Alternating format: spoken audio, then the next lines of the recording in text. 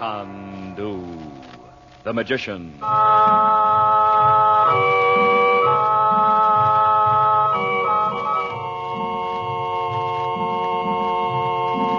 Next Monday at this same time, the makers of White King will continue the thrilling story of Chandu, the magician. And tomorrow, Saturday, when you do your weekend shopping, be sure at the head of the list you write the words White King. You will like White King for washing clothes and for washing dishes, too. There's something about a dishpan full of nice, warm soap suds that makes a woman feel that her dishes will come out really clean. Every tiny granule dissolves completely in your dishwater, whips up to billowy clouds of suds. And White King suds rinse away quickly and completely, too, when you douse your dishes with hot water. Leave china, glassware, and silver so extra bright they dry in a jiffy. White King soap is extra kind to hands, too. It is so easy on lovely hands that thousands and thousands of ladies who use it say, "I love White King." Yes, indeed, for washing clothes or dishes, you will love White King.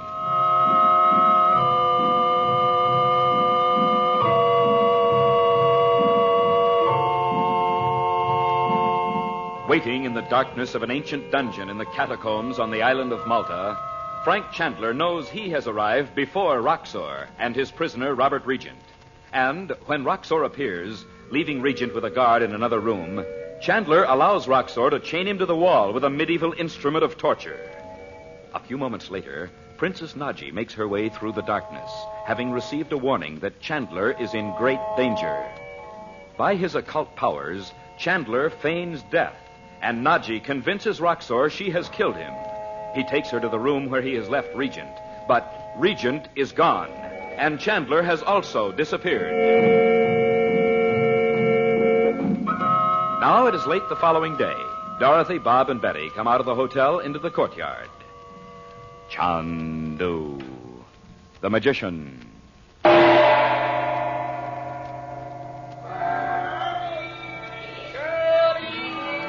Look, Mom, just because Uncle Frank hasn't showed up doesn't mean there has to be something wrong. No, Mother. He might even have flipped back to Algiers or someplace by magic. I tell the tale of a stranger.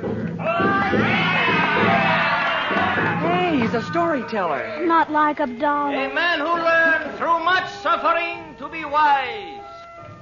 Now it happened that he fell into the hands of his enemy, who kept him a prisoner for many years while wars came and peace, and still men kept their daggers dry. Mother, do you think he... Hush, Betty.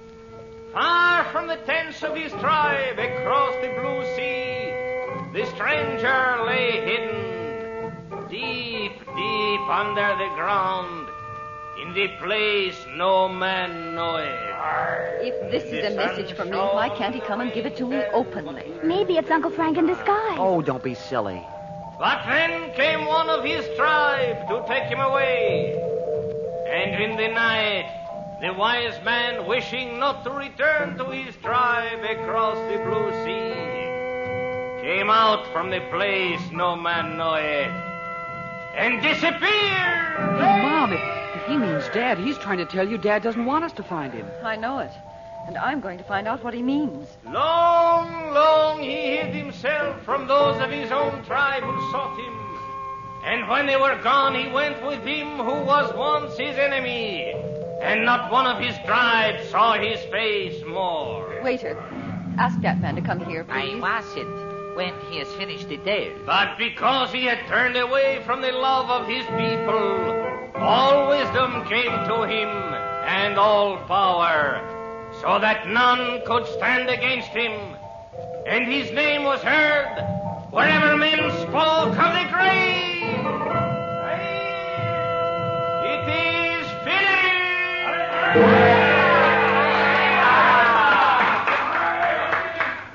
Well, here he comes. We'll soon know. Do you know who we are? I know. The family of Robert Regent. Who are you? What did you mean by that story? Oh, it is a story of my people. Don't give us that. We know better. If you know where my husband is, tell me. If he wished to see you, he would be here. Oh, Mother, don't pay any attention to him. Anybody at the hotel could tell him who we are. You do not believe I know? Listen well, Sid. What is it? But today you went to the church. Yes, what about it? And you entered alone and you sat in the darkness near the doors. Is it not so? If you saw me, you know it is. Did you see a man who came then and sat at the other end of the same seat as yourself? Oh, I suppose so. Yes, I think there was someone there. You will regret you did not look more closely at him, Sid. He was Robert Regent.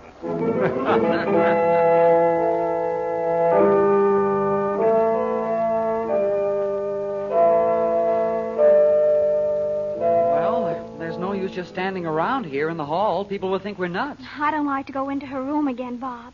She doesn't want to see anybody. Oh, poor Mother. I'd sure like to know who that guy was.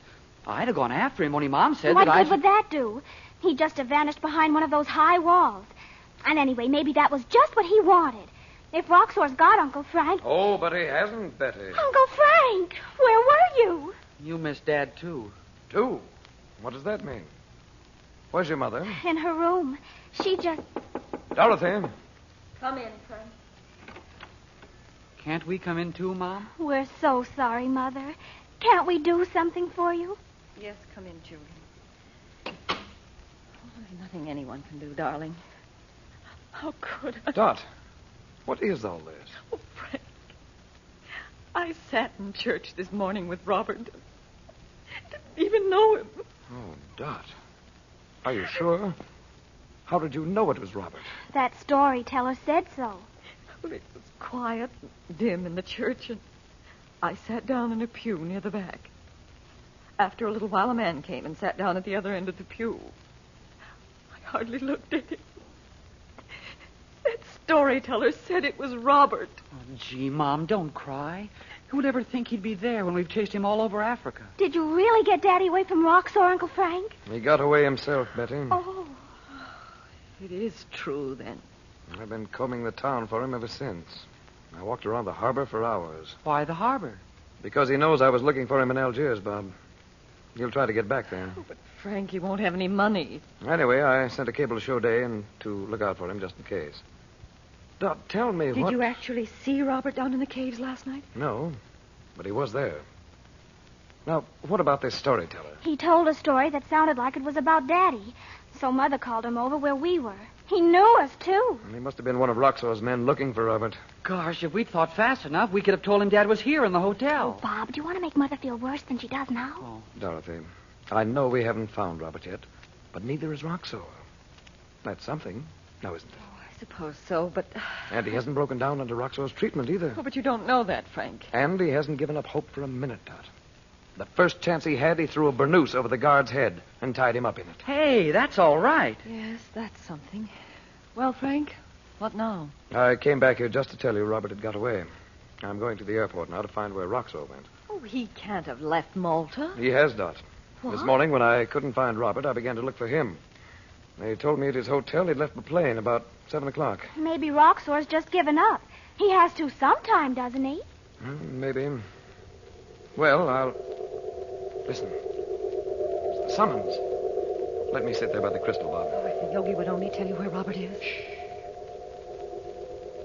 Nothing but clouds piling up in the sky.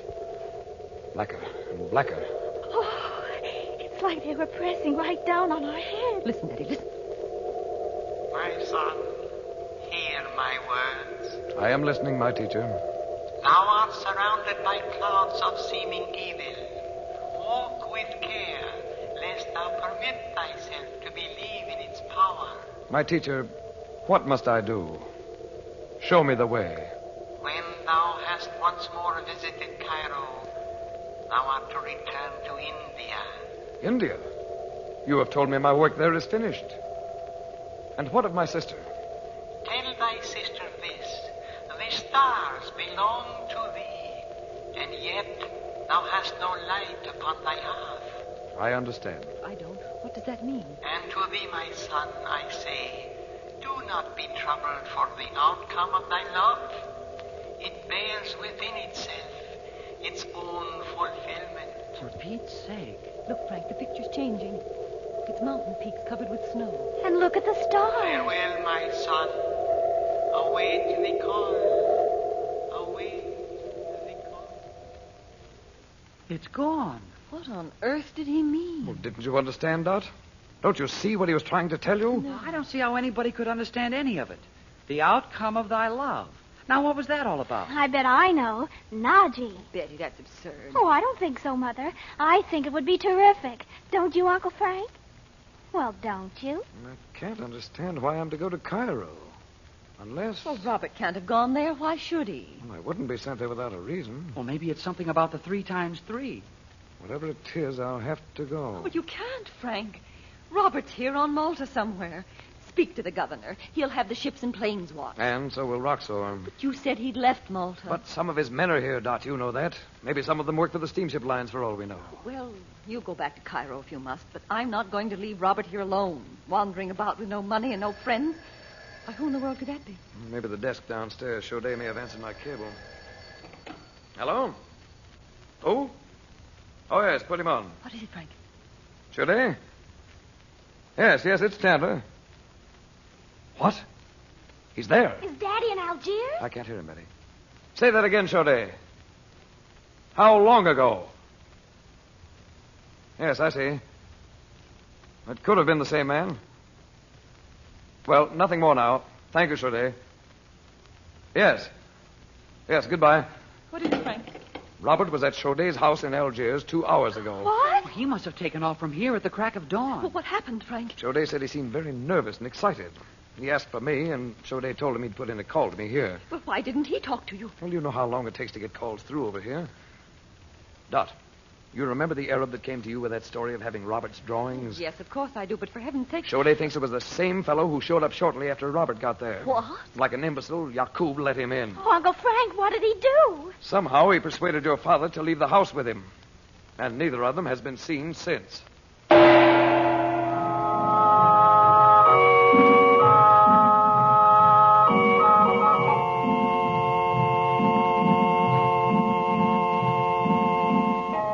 Pause before we say good evening to suggest that you and your family listen to Chandu every weekday evening at this time. And for your family wash, we'd like to have you try the soap we make, White King Granulated Soap. If you think that a washing machine soap should make suds, plenty of rich, thick, energetic suds, then you'll love White King. For White King makes plenty of suds that stay up even when your wash water cools down. They are so full of wash day energy, they wash your clothes clean and wash them fast. Why, even your most badly soiled bath towels, your food-stained table linens, and the youngsters' grimy play togs come clean in White King's rich, creamy suds. So on your radio, remember to listen to Chandu the Magician every weekday evening. And in your weekly wash, remember to use White King Granulated Soap. Nothing washes like soap. And there is no soap like White King for your washing machine.